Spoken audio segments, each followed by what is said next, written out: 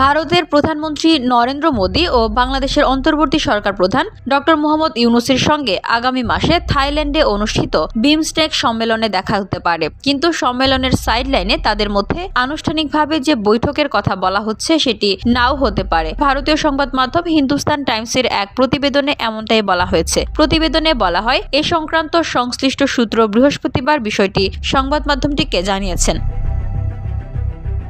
আগামী ৩ থেকে ৪ এপ্রিল থাইল্যান্ডের ব্যাংককে বিমস্টেক সম্মেলনে অনুষ্ঠিত হবে। এ সম্মেলনে যোগ দিয়েছেন মোদী ও ডক্টর ইউনূস। সম্মেলনের এক ফাঁকে মোদী ও ইউনূসের মধ্যে একটি আনুষ্ঠানিক বৈঠকের জন্য বাংলাদেশের পররাষ্ট্র উপদেষ্টা তৌহিদ হোসেন ভারতকে চিঠি দিয়েছেন। বৃহস্পতিবার তিনি বিষয়টি নিশ্চিত করেন।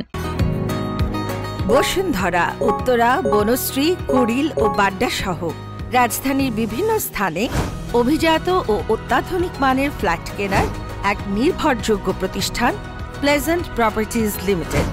তাই আপনার স্বপ্নের আবাসনের জন্য আজই যোগাযোগ করুন। Pleasant properties limited, where destiny matches eventually।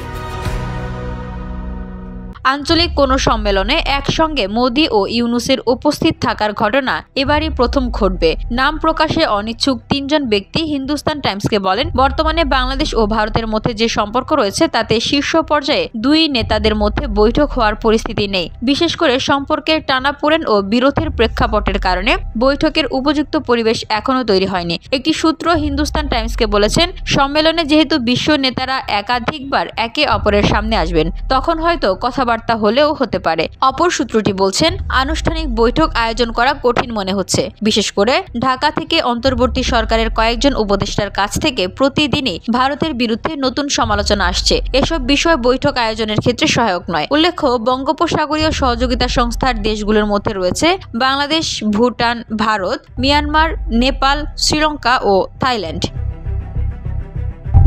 VOD Bangla news desk.